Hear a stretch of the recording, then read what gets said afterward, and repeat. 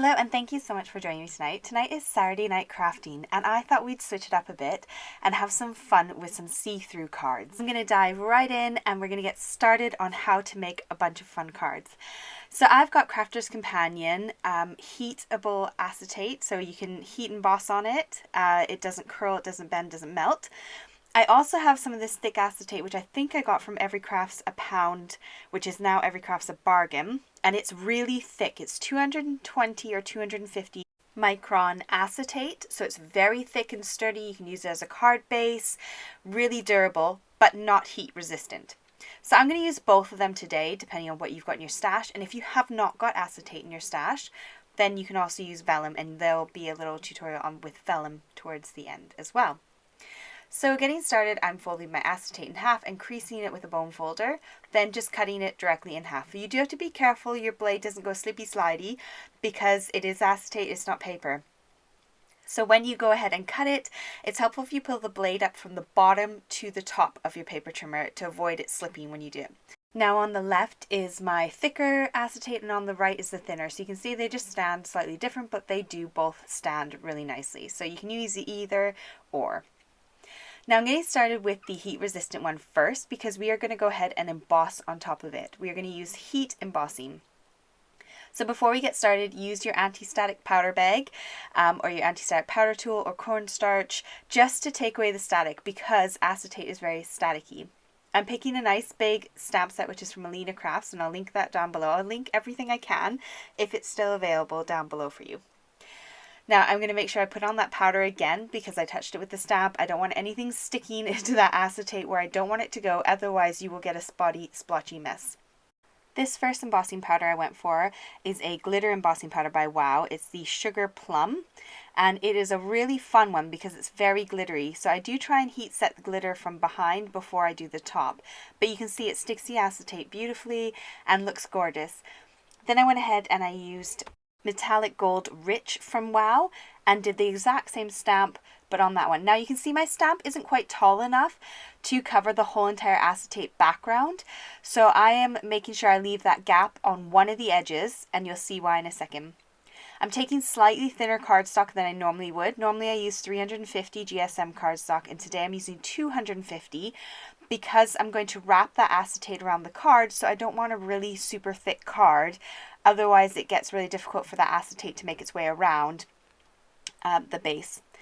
I'm using my red line tape from Craft Stash. This is really great tape because it comes in 3 different thicknesses, so it's my kind of go-to red tape now. I really like it because they're not huge rolls and I've got some of everything I need. And I went for the medium one, and that little medium line is about the same width as that empty space at the top of my acetate. So you can see there it's just sticking just right on top. I always make sure I stick it down with my bone folder, give it a nice firm press so that that acetate is stuck to that stickiness really, really well. So you can see the card is now stuck inside the acetate, which means that it's a nice layered card. It's not going to fall out.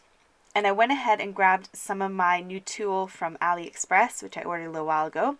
And I'm popping a glue dot on the back of this bow. Now I did skip through it a bit because I've seen about 2 seconds. I get really fed up. It looks really rubbish. And then I just scrap it and show you an easier way of doing it without having to tie a bow. I don't know if you're like me, but I can't tie a bow for love nor money. And I can't be asked to get the fork out and do the fork trick and tie it around a fork. So the cheater's way is one of these 2 options. So I've gone ahead and grabbed some of my see-through ribbon, the sheer ribbon, and I'm using my red line tape again and just sticking the ribbon right down on top. Now that tape is nice and hidden by the ribbon and is underneath. Now I'm going to go ahead and tie a bow with my ribbon, and then I'm going to stick my bow on top of the ribbon. So it looks like I've tied the ribbon around, but I've cheated. I've gone ahead and stuck the bow on after. And this works every time without a problem. So if you're like me and you struggle with tying and then your card's flopping all over the place and you're having a right old nightmare, just cheat. There's no harm in it. No one's going to analyze it and pull it apart and be like, did she really tie this bow? So that's what I do. I've got a bunch of gems in my stash. They're from all over the place, mostly AliExpress, and I'm just going ahead and hot gluing them on to my card. Now here's where I'm like, this bow looks really, really bad. Get rid of it. So we got rid of it. And I'm going ahead and doing the same sort of trick. I'm going to use the red line tape to stick that on there. And then instead of tying a bow, because it's tulle, it's really easy and fun to manipulate, and you don't actually have to tie a bow.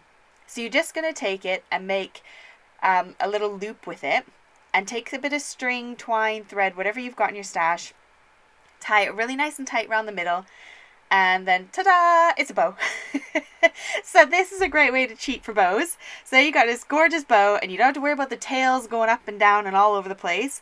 You can just have a cute little bow, put a little gem in the middle of it, Bob's your uncle, you're done. So quick easy bow, and a quick easy bow on that one. And now we've got these gorgeous front cards. Now you could leave them like this, or you can go ahead and add a sentiment.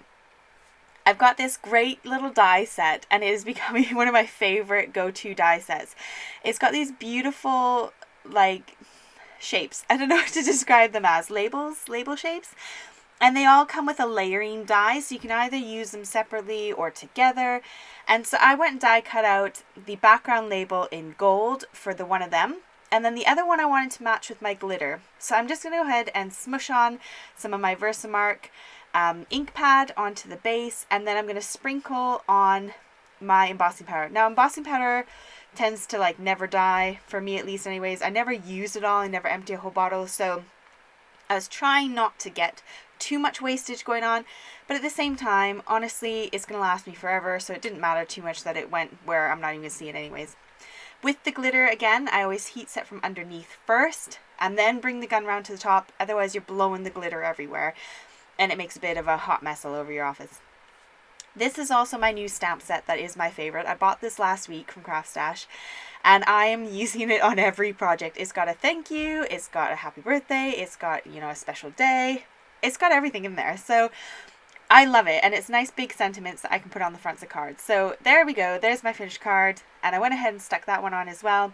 I did use my red line tape on the glitter card because I didn't want the liquid glue popping off and floating around with that glitter being so loose. Well, a bit loose. So those are my finished cards. These are the quick and easy, simple sort of get you started, clear see-through cards that give a lot of bling without having to do a lot of work. So I love how these work. They look very classy and very pricey, but they're not actually. I've gone and pulled out my silicone mat. I don't know if these are available anymore, but just any silicone mat will do. Is great for ink blending. It means you can put your card down and it's not going to slippy slidey all over the place. So for this next version, we're going to think about making a nice background to go under our card. So I've cut myself a panel to go on top of the card, because if I go ahead and ink blend the whole card base, I sometimes find I get ink all over the place underneath it on the back, and I didn't want a card that was going to be see-through where we could see the inky oopsies on the back. So I've done my ink blending on a panel, and I've pulled out an embossing folder. I got this from Stampin' Up! Years ago, and I love it. I love butterflies. And this is the heat acetate. So this is the Crafter's Companion acetate. So you can see that you've got this beautiful subtle butterfly. But watch what happens when we use the thicker acetate. It's like, bang! It's embossed. Look at it. It's amazing. So it does curl more, and it's kind of a bit more like doing its own thing. A bit rebellious. But the impression you get on the thicker acetate with dry embossing, with an embossing folder, is so awesome. So the first one you get that subtle butterfly, the second one you get that really wow butterfly. So with this option, I went ahead and I did all my backgrounds, then I stamped and heat embossed on the background, and then put my clear acetate cover over the top. Don't forget, if you're going for a dramatic ombre look, you can ombre your embossing powder as well by adding half your embossing powder in the one color and half in the other color. And on this last one, I decided to heat emboss with my embossing folder. So I inked up my embossing folder, then I sprinkled my embossing powder on and heat set it, and I got this gorgeous double embossed sort of look. And yes, those butterflies are upside down. I didn't pay attention. So never mind, it's still a nice card, and I'm going to use it anyways. Now, just to point out on these ones here, when I put my string through the top, I just cut a little slit in each end up to the point of the card, so right up in the middle. There's no adhesive anywhere on these cards. I just cut that little slit into my card, and then I tied that ribbon nice and tight, and that is holding the card together and keeping that card all in there nicely and beautifully. So really quick, easy idea. Now if you haven't got acetate or you want to switch it up a little bit more, you can go with vellum. I've got this vellum here, which is around, I think, 100 DSM. It's a nice thinner vellum. And I've got a butterfly stamp set, which I love. You've seen this one before. It's got the birthday wishes that go kind of downward instead of across your card. So it's a really nice little sentiment set. With this one, I used a holographic clear glitter. I wanted a subtle background. I didn't want it too in your face so that the sentiment could be stamped directly on the vellum as well and pop out. Now, if you're not into ink blending, you don't want to make your own background, you want it to go a lot quicker, then you could go ahead and get some designer paper out and use the designer paper to do the hard work for you. I would avoid something with too many patterns, but something with a nice subtle background or a colorful background is going to look really nice underneath that vellum and give you that beautiful sort of see-through look on your card as well again. So here I went ahead and I heat embossed it in silver, my little sentiment, and kept it a lot more simple. Now to adhere this to my card, to avoid boring you with more ribbon and horrible bow tying, I'm going to go ahead and just use sticky tape. Now I'm sticking it onto the back of my card, and then I'm going to go ahead and line up my card, and once I've got it in the right position where I've got a nice even border on both sides, I'm going to then squish it down to adhere it to the back of the vellum. Now when you flip it over, you can see that adhesive just ever so slightly, and granted if you rub it in with a bone folder a bit more, it's a bit less see-through or a bit less obvious, but it is a nice way to adhere that top without having to faff with anything else, and it's not actually overly noticeable. Only when you turn around the back and you tilt it in the right light can you actually see that adhesive.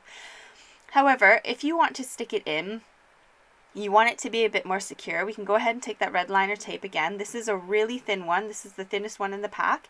I'm going to apply it to that very top edge on the front and the back. So the back, again, I'm not going to worry too much about and how it looks because it's going to be on the back of the card. But on the front, we can go ahead and disguise it a little bit using up some of our scraps. Most of you know, if you follow me, that I have this jar that sits on my desk and lives there forever, and I reach for it probably every other day, and it's got all my strips in it. So every strip I ever get from a piece of card goes in my jar. And then I can pull it out and use it on my cards to add accents, to decorate, to embellish. It's a really handy jar. So I've got my holographic glitter card and my holographic card. I'll link where I get my holographic card from. The glitter card I think I got from eBay possibly ages ago, but my holographic card I get from a seller in the UK. And I'll put his little shop down below. So I'm going to take that same red line tape, it's nice and thin and exactly the thickness of my strip, and I'm going to run that strip right over top of where that red line tape is underneath, and now you can't tell that's where I glued it down. I then heat embossed a pink hello to the front of the card, and you do see that vellum kind of pings up a little bit. If you just leave it sit with something a bit heavy on top, like a gentle book, it flattens out. So here, this one's already flattened out. It's not curling at all and looks absolutely fine. So those are all my cards today. I hope you had a really good time with me. I hope this gives you lots of inspiration and excitement to get out your slightly see-through papers and have a go.